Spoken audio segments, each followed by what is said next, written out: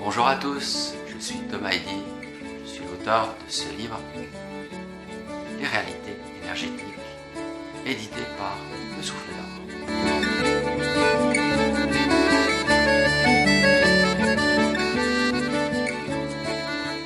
Livre toujours actuel, il parle de quelque chose que nous aimerions bien voir apparaître sur ces terres, c'est-à-dire que l'énergétique, c'est-à-dire que les plans invisibles soient reconnus tout aussi existants que le plan de la matière.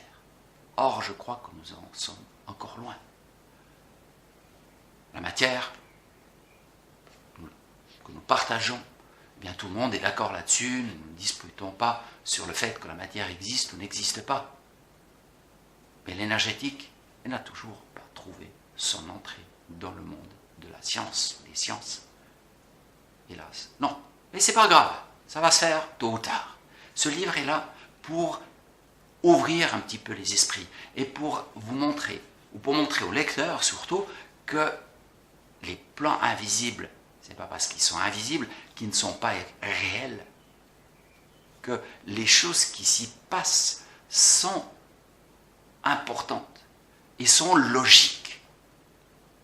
Nous avons tendance à croire que ce qui se passe dans l'énergétique, c'est un peu en additionnel, c'est un peu l'aura, c'est un peu ce qu'il y a autour de la matière, et puis ce qu'il y a vraiment de vrai, unique. La seule chose qui existe vraiment, c'est la matière. Non, c'est l'inverse qui se passe.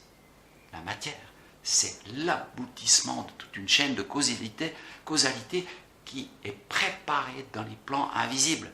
Sans les plans invisibles, il n'y aura pas de matière. C'est un renversement total de notre pensée. Certains grands illuminés, certaines personnes nous ont laissé des preuves par la matérialisation, par exemple, de fleurs. Babaji matérialisait des fleurs. Il nous a laissé la preuve que cela est possible. D'autres ont laissé des empreintes dans un rocher, des empreintes de leurs doigts.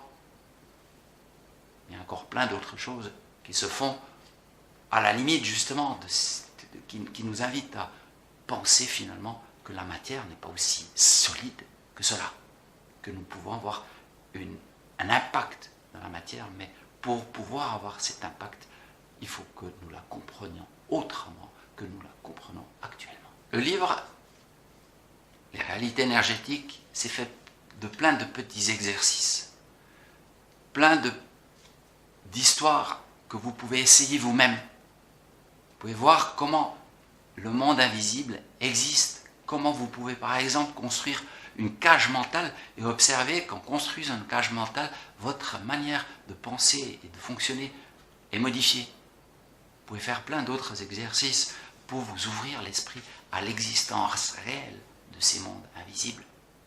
Et c'est ça, à cela que ce livre sert, un peu ouvrir votre conception du monde.